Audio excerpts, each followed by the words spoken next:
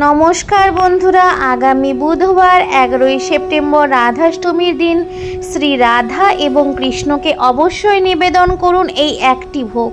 আপনার জীবনের সমস্ত বাধা বিপত্তি গৃহের সমস্ত অশান্তি दूर হবে, সকল মনস্কামনা পূর্ণ হবে। যে গৃহের উপর রাধা কৃষ্ণের আশীর্বাদ থাকে সেই গৃহের উপর সন্তুষ্ট থাকেন সমস্ত দেবী এবং দেবতারা। তাই বন্ধুরা রাধাষ্টমীর দিন রাধা রানীর প্রিয় ভোগ নিবেদন করতে কিন্তু একেবারেই ভুলবেন না। আজকের পর্বে আপনাদের সঙ্গে শেয়ার করব এই বছর রাধাষ্টমী কবে পালিত হবে, পুজোর শুভ মুহূর্ত এবং বিশেষ দিনে রাধাকৃষ্ণকে কি ভোগ অবশ্যই নিবেদন করবেন। তো নমস্কার বন্ধুরা, আমি শিউলি, আমার হ্যাপি উইথ শিউলি চ্যানেলে সবাইকে স্বাগত জানাচ্ছি। ঈশ্বরের আশীর্বাদে সকলেই ভালো আছেন এবং সুস্থ আছেন। সামনেই আসতে চলেছে রাধাষ্টমী। প্রতি বছর ভাদ্রপদ মাসের শুক্লপক্ষের অষ্টমী তিথিতে রাধাষ্টমীর উৎসব অত্যন্ত উৎসাহের সঙ্গে পালিত হয়। ধর্মীয় বিশ্বাস অনুসারে ভাদ্রপদ মাসের শুক্লপক্ষের অষ্টমী তিথিতে রাধা রানীর জন্ম। বার্সানায় রাধা অষ্টমী, রাধা জয়ন্তী নামেও পরিচিত। এবছর রাধাষ্টমী পালিত হবে বুধবার 11 সেপ্টেম্বর। এই দিনে রবি যোগ তৈরি হচ্ছে। এই বিশেষ দিনে ভগবান শ্রীকৃষ্ণ ও রাধা রানীর বিশেষভাবে পূজা অর্চনা, শৃঙ্গার ও অভিষেক করা হয়। বন্ধুরা চলুন এবারে বলে দিই রাধাষ্টমীর দিনে কখন আপনারা পুজো করবেন, অষ্টমী তিথির শুভ সময় সম্পর্কে।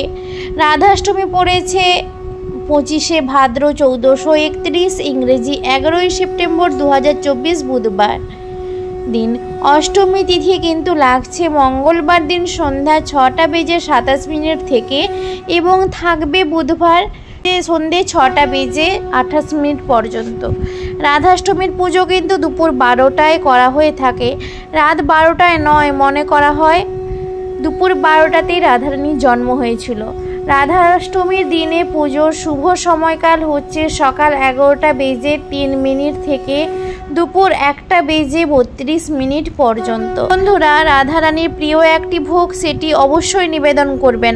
আপনারা চাইলে 56 রকমের ভোগও নিবেদন করতে পারেন।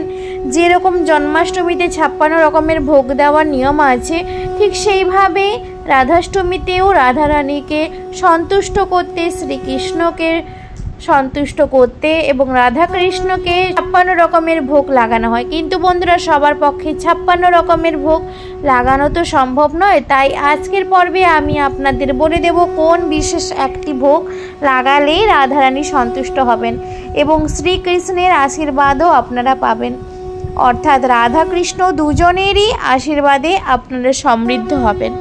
মূল পর্বে যাওয়ার আগে আমার সকল বন্ধুদের কাছে একটাই অনুরোধ করব যে আজকের ভিডিওটি একদমই স্কিপ না করে সম্পূর্ণ দেখবেন এবং দেখার পর যদি ভালো লেগে থাকে তাহলে অবশ্যই কিন্তু একটি লাইক করবেন, কমেন্টসে লিখবেন জয় শ্রী রাধার জয়, জয় শ্রীকৃষ্ণের জয়।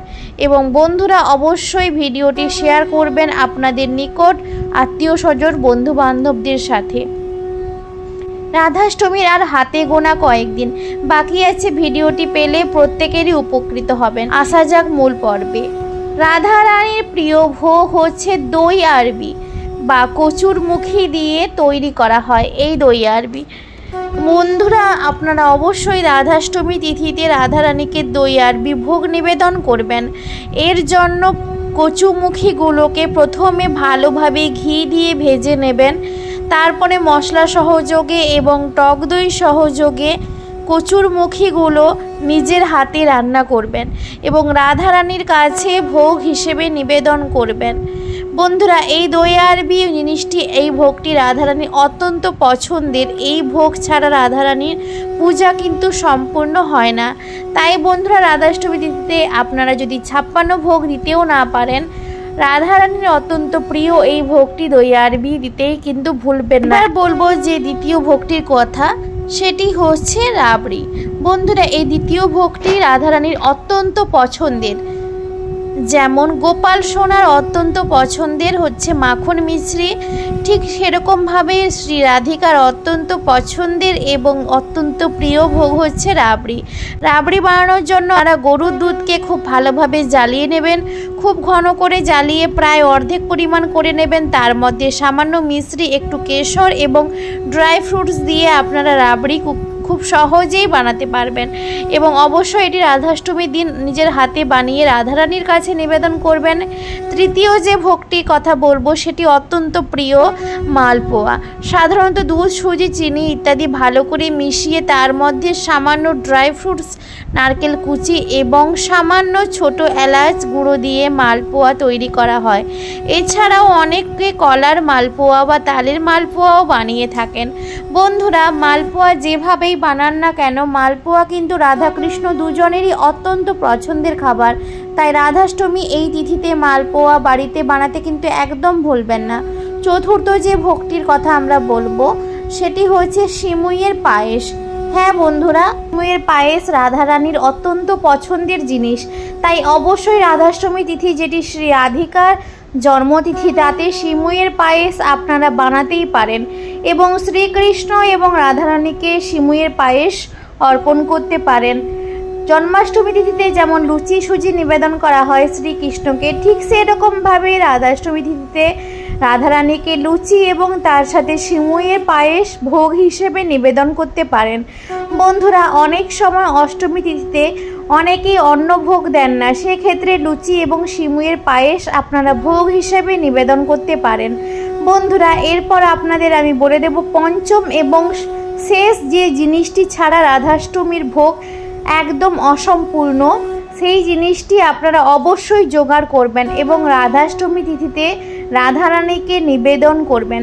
তার আগে আমি আপনাদের বলে দেব যে রাধাষ্টমী ব্রত পালনে কিছু সতর্কতা, সেগুলি অবশ্যই পালন করতে হবে। রাধারানীর জন্ম মধ্য সময় হয়েছিল, তাই উপবাসের সময় দুপুর 12টা পর্যন্ত রাখতেই হবে। রাধাষ্টমীর আগের দিন নিরামিষ খাবার খেতে হয়, একে সংযম বলা হয়। এবং সংযমের দিন সন্ধ্যায় সংকল্প ও রাধারানীর অধিবাস দিতে হয়। অধিবাসের বিভিন্ন মাঙ্গলিক দ্রব্য রাধারানীকে দর্শন করাতে হয়। বন্ধুরা, রাধাষ্টমীর দিন খুব ভোরবেলা শয্যা ত্যাগ করতে হয় এবং এই দিন বাড়িতে কোনো রকম ঝগড়া, কলহ, অশান্তি, বিবাদ ইত্যাদি করবেন না। আমিষ খাবার সেদিন বাড়িতে ঢোকাবেনও না এবং সেদিন বাড়ি থেকে কাউকে খালি হাতে যেতেও দেবেন না। আপনার সাধ্য মতো তাকে খাদ্য, অর্থ বা বস্ত্র দিয়ে তবেই ঘর থেকে বিদায় দেবেন। বন্ধুরা, সেই দিন পশু পাখিদেরও আঘাত করবেন না, যতটুকু পারবেন তাদের খাবার দেওয়ার চেষ্টা করবেন। এই অষ্টমী তিথিতে গোমাতা এবং গোশালার পূজাও হয়, তাই আপনার বাড়িতে গোমাতা থাকলে অবশ্যই তার পূজা করবেন এবং বাড়িতে যদি কোনো গরু সেদিন আসে তাকে কিন্তু অবশ্যই কিছু খাওয়াবেন। বন্ধুরা, চলুন এবার আমি আপনাদের বলেই দিই যে রাধাষ্টমী ব্রতটি কোন ফল ছাড়া অসম্পূর্ণ ভোগ, যেটি ছাড়া রাধাষ্টমী ব্রত কিন্তু অসম্পূর্ণ। বন্ধুরা, সেই ফলটি হচ্ছে আতা ফল। শ্রী রাধিকার অত্যন্ত প্রিয় হচ্ছে এই আতা ফল। জন্মাষ্টমী ব্রত যেমন তাল ছাড়া সম্পূর্ণ হয় না, ঠিক সেই রকমভাবেই রাধাষ্টমীর ব্রত ঠিক আতা ফল ছাড়া সম্পূর্ণ হয় না। এই ফলটি আপনারা রাধাষ্টমী তিথিতে রাধারানীকে যে ফলগুলি নিবেদন করবেন তার মধ্যে যেন অবশ্যই একটি আতা ফল থাকে। এই ফলটি কিন্তু অবশ্যই রাধাষ্টমীর আগে বন্ধুরা জোগাড় করে রাখবেন। এই ফলটি ছাড়া রাধারানীর পূজা কিন্তু সম্পূর্ণ হবে না। আপনারা যদি রাধাষ্টমীতে রাধারানীকে 56 রকমের ভোগ নিবেদন করেন, তাতে একটি আতা ফল না থাকে বন্ধুরা, তাহলে কিন্তু সেই 56 রকম ভোগও কিন্তু অসম্পূর্ণ হয়ে যায়। তো বন্ধুরা, অবশ্যই রাধারানীকে আতা ফলটি নিবেদন করবেন। এছাড়া আপনার নারকেলের নাড়ু নিজের হাতে বানিয়ে শ্রী রাধিকাকে নিবেদন করতে পারেন।